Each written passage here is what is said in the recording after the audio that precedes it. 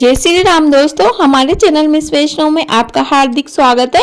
आज हम महात्मा बुद्ध व एक गरीब किसान की बहुत ही सुंदर कहानी सुनेंगे। तो चलिए शुरू करते हैं। बहुत समय पहले की बात है। एक गांव में एक गरीब किसान रहता था। उसका विवाह हो चुका था। विवाह के कुछ समय बाद ही उसके 2 बच्चे पैदा हुए। माँ भी वृद्ध हो चुकी थी। किसान की माँ बहुत बीमार रहा करती थी। वह गरीब किसान गरीबी के कारण अपनी माँ का सही इलाज नहीं करा सका और जिसके कारण उसकी माँ चल बसी।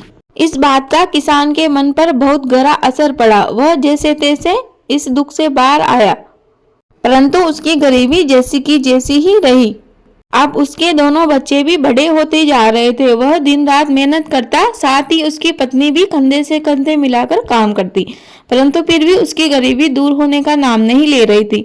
बेचारा किसान अपनी इस गरीबी से बहुत परेशान हो गया।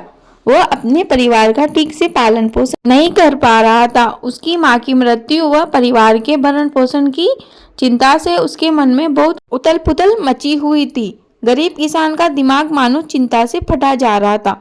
इसी मन की उथल पुथल और दिमागी चिंता के चलते उसके दिमाग में एक बहुत गलत ख्याल आया।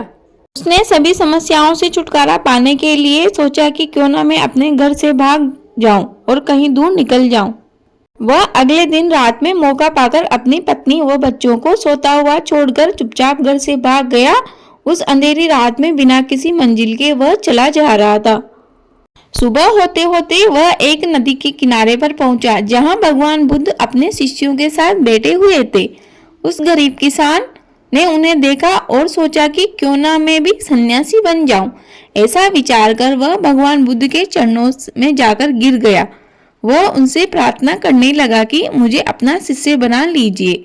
भगवान बुद्ध ने उसे बड़े प्रेम से उठाया और बोले कि यह सब भी मेरे शिष्य हैं, जाओ उनके पास जाकर बैठ जाओ। वह गरीब किसान उनके पास जाकर बैठ गया। थोड़ी देर बाद भगवान बुद्ध का काफिला अन्य जगह पर जाने लगा। गर्मी का समय था। वह सब धूप से राहत पाने के लिए एक छायादार वृक्ष के नीचे बैठ गए। भगवान बुद्ध को बड़ी प्यास लग रही थी। उन्होंने उस गरीब किसान से कहा कि पास ही में एक तालाब है, तुम वहां से जाकर पानी भर लाओ, मुझे बड़ी प्यास लगी है। भगवान बुद्ध का आदेश पाकर वह गरीब किसान घड़ा लेकर तालाब की ओर चला गया। जैसे ही वह तालाब के निकट पहुंचा तो उसने देखा कि वहां पर जंगली जानवर उस तालाब में उधम मचा रहे थे, जिसके कारण उस तालाब का पानी बहुत ही गंदा व मटमैला हो चुका था, क्योंकि उस तालाब में नीचे जमी हुई मिट्टी वह गले सड़े पत्ते ऊपर आ चुके थे, जिसके कारण वह पानी पीने योग्य बिल्कुल भी नहीं रहा था। उसे तालाब के निकट आता हुआ देखकर सभी जानवर वहां से भाग निकले। गरीब किसान ने सोचा कि मैं अपने गुरुदेव को इतना गंदा पानी कैसे पिला सकता हूँ। ऐसा विचार कर वह खाली घड़ा लेकर वापस भगवान बुद्ध के पास आकर कहने लगा, हे गुरुदेव, तालाब का पानी तो बहुत गंदा और मटमैला है, आप उसे कैसे पियोगे? इसलिए मैं पानी भरकर नहीं लाया। भगवान बुद्ध थोड़ी देर कुछ नहीं बोले। कुछ क्षण बाद वह गरीब किसान से बोले, जाओ और उसी सरोवर से पानी ले आओ। गरीब किसान गुरुदेव का आदेश पाकर वापस पानी लेने चला गया। जब वह तालाब पर पहुंचा तो आश्चर्य में पड़ गया। तालाब का पानी बिल्कुल ही निर्मल एवं स्वच्छ हो चुका था। इतना साफ व स्वच्छ पानी देखकर किसान झट से पानी का घड़ा भरकर ले आया। उसने आकर भगवान बुद्ध से सवाल किया कि थोड़ी ही देर में तालाब का पानी इतना स्वच्छ व निर्मल कैसे हो गया? भगवान बुद्ध उसके प्रश्न करते ही मुस्कुराकर उसे समझाते हुए बोले, जब जानवर पानी में उधम मचा रहे थे तो उसका कीचड़ उभर कर आया था, परंतु कुछ देर पानी शांत रहने पर कीचड़ वापस नीचे बैठ गया और पानी फिर से निर्मल हो गया। इसी प्रकार की स्थिति हमारे मन की भी होती है।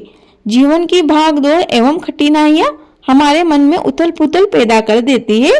वो तब हम गलत निर्णय ले बैठते हैं, परंतु कोई भी निर्णय लेने से पहले अगर हम अपने चित्त को शांत रखें व धीरज पूर्वक बैठकर सोचें, तो हमारे मन में जो उथल पुथल मची हुई है वह भी पानी के कीचड़ की तरह नीचे बैठ जाती है।